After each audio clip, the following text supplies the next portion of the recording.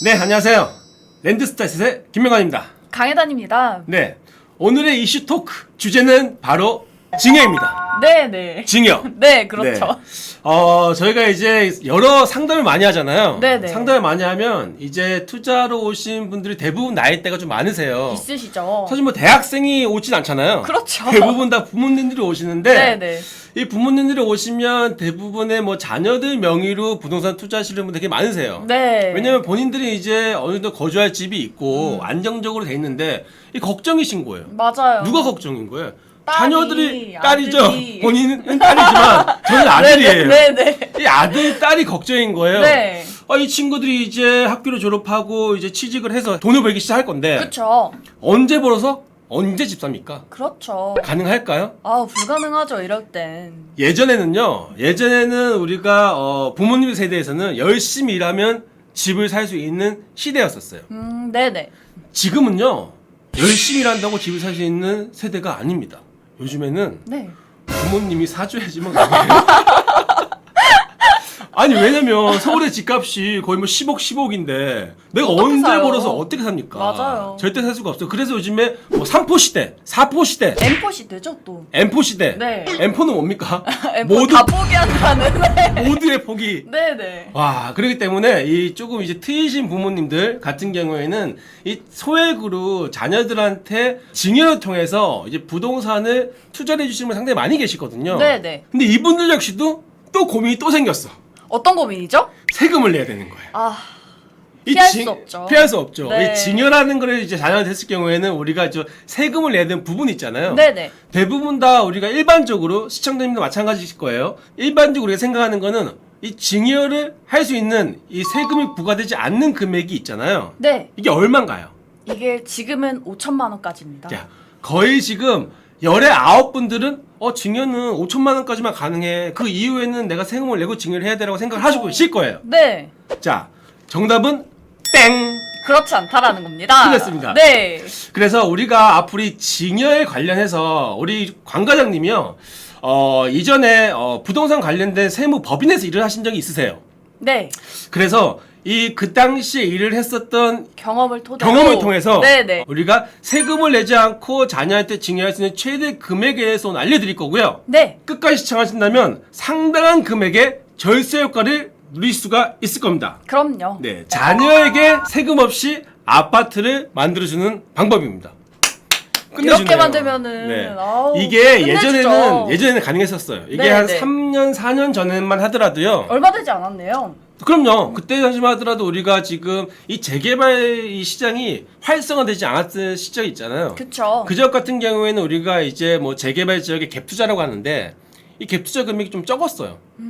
그 당시에는 한 5천만 원 정도면 충분히 갭 투자해가지고 재개발 지역에 살 수 있었기 때문에 네네. 그때 오신 분들, 그때 투자 상담하신 분들은 별 문제가 없었어요. 그렇죠. 하지만 왜냐면 지금은 지금은 아니죠. 어떻죠? 지금은 투자 금액이 5천만 원인 게 어디 있습니까?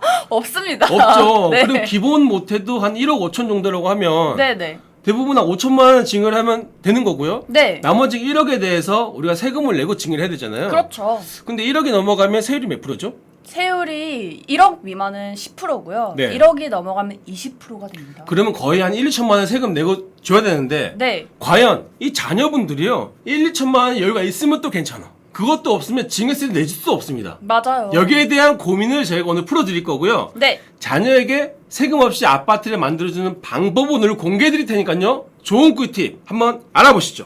관 과장님. 네. 이 증여세에 대해서 나와 있는데요. 네네. 이 증여세에 대해서 오늘 시청자님들한테 좀 꼼꼼하게 한번 정확한 팩트를 가지고 네. 한번 알려주시죠.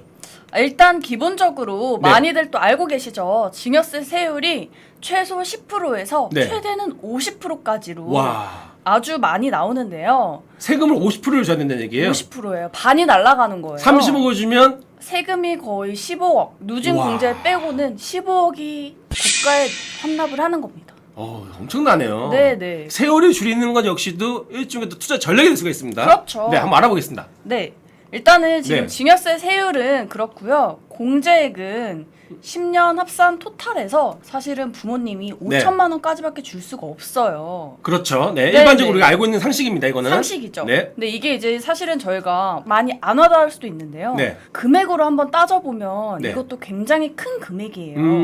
뭐 보통은 이제 우리 소액 투자 아까 말씀드린 네. 뭐 2억대라고 네. 얘기를 한다면 네. 2억을 한번 우리가 준다라고 가정을 해보자고요. 그렇죠. 네, 그러면 2억을 주면 네. 과연 증여세가 얼마일까요, 여러분? 맞아. 이게 제일 궁금할 거야, 아마. 우리가 일반적으로 재개발 투자하는데 뭐 1억에서 2억 정도를 투자를 자녀 명의로 샀을 경우에 그쵸. 내가 과연 얼마의 세금을 내고 증여세를 내고 네. 이걸 줄 수 있는지 그게 중요한 포인트잖아요. 그쵸. 알려주시죠. 일단은 네. 저희가 2억으로 한번 가정을 해보자고요. 네. 2억에서 네. 공제액 5천만 원이잖아요. 그렇죠. 5천만 원을 먼저 빼고요. 1억 5천 남잖아요. 1억 5천이 남죠. 네. 1억 5천에 지금 세율이 얼마나 됩니까? 저 구간 보면 지금 1억 초과 5억 미만은 20%예요. 20%를 곱하고 네. 거기에 누진 공제액이 빨간 글씨로 어떻게 돼 있죠? 1,000만 원이에요. 1,000만 원을 제한다면 네. 금액의 토탈이 어떻게 되느냐? 네. 2천만 원이 됩니다, 여러분. 2천만 원 세금 내야 되는 거죠? 2천만 원이 증여세라는 거예요. 네. 근데 굉장히 이게 사실 2억을 주려고 했는데 네. 2천만 원이 증여세라는 거는 1억 8천만 원밖에 못 준다는 거예요. 그렇죠. 결국. 네. 그러면은 2천만 원이 부족해서 집을 못 사요. 아, 투자 금액이 줄어들면 내가 원하는 집을 살 수가 없습니다, 없죠. 이게. 네네. 네. 나는 지금 2억짜리 투자 금을 사고 싶은데 네. 나중에 이것 때니까 차 떼고 뽑 때니까 1억 8천밖에 안 남어. 그렇죠. 거기다가 또 우리 매매할 때 취득세 내야 되잖아요. 네. 하다 보면 이런저런 비용이 많이 들죠. 그렇죠. 그럼 내가 원하는 또 집을 살 수가 없어요. 없죠. 결국엔 집을 못 사요. 네. 네. 근데 이제 안내 방법이 있다라는 거예요. 네. 바로 네. 흔히들 우리 차용증이라고 알고 계시는 금전 소비대차 계약서를 활용하면 된다라는 건데요. 네. 이게 양식은 사실 이렇게 나와 있는데 인터넷으로도 얼마든지 다운받으실 수 있습니다. 자, 금전 소비대차 계약서 좀 네. 생소하거든요. 단어가 네, 상당히 그쵸. 어려운데 이게 우리 흔히 생각하는 차용증이죠, 차용증. 그렇죠. 차용증을 생각하시면 되는 차용증이라고 거죠. 생각하시면 되는데 네. 양식은 사실 자유 양식입니다, 여러분. 네. 하지만 필수적으로 꼭 들어가야 되는 기재 사항들은 있는데요. 네. 제일 기본적인 금액, 네. 이자율, 네. 이자 지급일, 네. 상환 시기나 상환 방법 등이 구체적으로 명시가 돼야 되고요. 그 외의 사항들은 여러분들이 자유롭게 기재를 하셔도 됩니다. 그러면 지금 연 이자의 퍼센티지가 있는데요. 네. 저 이자율의 퍼센테이지를 그러면 우리가 임의적으로 자유스럽게 정할 수 있는 건가요? 아닙니다, 여러분. 네. 증여세법에 시행령으로 딱 명확히 명시가 되어 있어요. 정말요? 네. 4.6%의 법정 이자가 나와 있다라는 거죠. 4.6%로 무조건 해야 된다는 얘기죠. 네, 최소. 네. 최소. 네. 그 이하로 하게 되면 부모와 자식 간의 금전거래는 증여로 추정을 한다라는 거고요. 아, 네. 네, 근데 또 하나 더 사실은 이자 소득을 지급을 한다면 네. 이 이자를 사실은 국가와 결국에는 좀 나눠 가져야 돼요. 네. 어떤 말이냐? 이자 소득액이 발생을 하면 27.5%의 원천 징수를 뗍니다, 여러분. 네? 자녀가 부모한테 4.6%의 이자를 주게 되면 네. 그 부모는 4.6%의 이자를 받아가지고 네. 또 정부에다가 27%를 떼줘야 된다고요? 그렇죠. 게다가 더 플러스한 사실은 네. 금융소득이 2천만 원을 초과하게 되면 네. 종합소득세도 신고를 또 해야 됩니다, 여러분. 아, 복잡하네요. 세금이 또 나간다는 거죠. 아니, 부모님이 자녀한테 돈을 빌려주고 이자를 수익을 받는 건데 거기다 세금을 떼고 세금 보고까지 해야 된다. 그럼요. 상당히 복잡하네요. 근데 상당히 복잡한데 네. 이거를 다 없앨 만한 특별한 획기적인 방법이 있다라는 거예요. 어떤 게 있습니까? 아까 얘기 드린 증여세법의 단서 조항을 저희가 확인을 해봐야 되는 건데요. 네. 단서 조항에 대통령령으로 정하는 금액은 제외한다라고 써 있어요. 대통령령으로 정하는 금액이 얼마입니까? 연간 네. 이자액이 1,000만 원 미만이면은 무이자로 가능하다라는 거예요. 자녀가 1,000만 원까지는 이자 지급 안 해도 된다. 그렇죠. 이자 소득액이 대박인데요. 대박이죠. 그럼 1,000만 원이면 뭐 1, 2억이 아닐 것 같은데 이게 엄청난 금액일 것 같은데요? 조금 헷갈리시는 분들을 위해서 네. 표로도 한번 만들어 봤는데요. 네. 네, 일단 이 구간이 1,000만 원까지 법정 이자가 나온다면은 공제받을 수 있는 무이자로 진행 가능한 금액이 2억 1,700만 원이라는 겁니다. 2억 1,700만 원까지가 이제 세금으로 1년 세금이 1,000만 원이 안 된다는 얘기잖아요. 그렇죠. 지금 보시면 2억 1,700만 원까지가 법정 이자 4.6%로 따졌을 때 연 내야 되는 세금이 998만 2천 원입니다. 네. 저 구간은 증여세 자녀가 없이. 증여세 없이 자녀가 부모한테 빌릴 수 있는 금액이잖아요. 그렇죠. 2억 1,700만 원에다가 네. 우리가 또 5천만 원도 포함되어 있는가요, 저희가? 저거는 제외된 금액이고요, 여러분. 그 5천만 원 추가하면 2억 6,700만 원을 빌릴 수가 있는 거네요. 정확히는 그렇죠. 세금 안 내고요? 네. 그럼 일반적으로 지금 시청자님들이 생각하시는 것보다는 지금 금액이 엄청 많이 올라갔습니다. 그럼요. 5천만 원이 아닌 거죠? 5천만 원이 아니라 2억 1,700까지 네. 금전 소비대차 계약서를 활용을 한다면 네. 무이자로 네. 증여세 없이 자녀에게 주택 자금을 마련할 기회가 된다라는 거죠. 이제도 안 내고 종합소득세 신고도 안 하고요. 네, 2천만 원 미만이어서 좋은데요? 아주 좋죠. 네. 자, 그러면 2억 6,700만 원을 자녀 통장으로 그냥 넣어주면 되는 건가요? 아니죠. 5천만 원까지는 네. 공제를 받는 거잖아요. 네. 이거에 대한 증여세는 별도로 신고를 하셔야 되고요. 네. 2억 1,700만 원에 대한 차용증, 아까 말한 금전 소비대차 계약서를 쓰고 네. 매월 자녀가 일정 금액 이상을 납부를 해야 됩니다. 아. 쉽게 말해서 빌린 돈이 되기 때문에 네. 갚는다라는 또 표시가 있어야 되는 거예요. 그러면 그거에 대한 서류에 대한 뭐 좀 이렇게 남겨줘야 되고 우리가 뭐 공증 받는다 뭐 그런 얘기들이 많이 있거든요. 네, 당연하죠. 네. 공증까지 받아야 이게 완벽한 절차가 된다라는 거죠. 근데 과연 그러면 이 금전 소비대차 계약서 차용증을 쓰고 어디서 어떻게 뭐 공증을 받아야 되는지 그런 부분도 상당히 궁금하실 것 같아요. 그래서 또 준비를 했습니다. 네.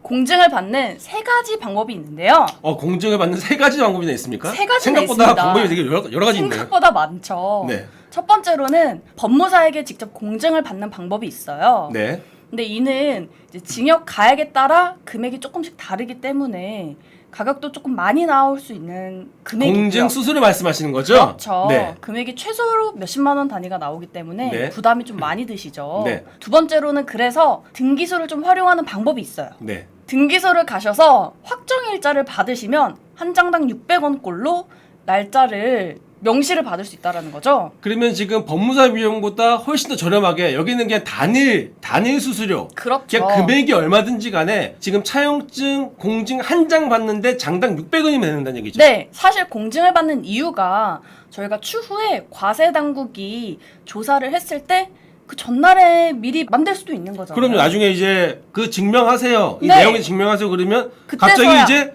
야 아들아 해가지고 이리 지금 와봐라. 작성해가지고 그래가지고 날짜를 만들 수가 정할 수 있는 있는 거죠. 그걸 방지하기 위해서 날짜가 이때 작성을 한 게 맞습니다라고 날짜를 확인을 받기 위해서 공증을 받는 거기 때문에 등기소의 확정일자를 받아도 무방하다는 거예요. 이왕이면 그러면 돈이 자녀한테 넘어간 시점 그 시점 맞춰서 같은 날짜에 확정일자를 받으면 네네. 정확하겠네요. 네. 그것도 충분히 증명이 가능하다라는 거죠. 아, 네. 그래서 세 번째로는 네. 또 이제 등기소까지 가는 게 나는 너무 귀찮다, 번거롭다 하시는 분들을 위해서 우체국의 내용 증명을 활용하는 방법도 있다라는 거예요. 우체국에서 내용 증명서도 발급받을 수 있는 거고요. 그럼요. 우체국에 내용 증명을 보내면 보낸 날짜가 찍히잖아요. 네. 그렇기 때문에 내 계약서를 쓴 게 맞다라는 증명이 된다라는 거죠. 네, 우리가 이제 명확하게 나중에 차후에 이제 세무서에서 그거에 따른 지금 이 금액에 따른 증명을 하라고 했을 경우에 네. 이렇게 공식적인 날짜가 찍혀 있는 법무사 공증이라든지 아니면 등기소에 있는 확정일자라든지 아니면 내용 증명이 있었을 경우에는 네. 조금 더 확실한 안정적으로 우리가 자녀한테 증여, 비과세 증여를 할 수 있는 상황인 거네요. 그렇죠. 네. 이게 이제 활용 가능한 증명된 서류가 된다라는 거죠. 자, 증여 투자 포인트를 한번 알아보겠습니다. 자, 일반적으로 시청자님들이 우리가 일반적으로 알고 있는 증여 금액이 5천만 원이잖아요. 네네. 5천만 원까지는 이제 증여 비과세가 되는 거고요. 네, 주는 돈이 되는 거죠. 그렇죠. 최대 금액 2억 6,700만 원까지 5천만 원을 포함한 2억 6,700만 원까지는 연 이자가 1,000만 원이 안 되기 때문에 네네. 이자를 줄 필요는 없다는 얘기잖아요. 네네. 그리고 비과세로 우리가 2억 6,700만 원까지는 이제 부모에게 돈을 빌릴 수 있다는 거고요. 네. 그리고 이렇게 했을 경우에는 공증을 통한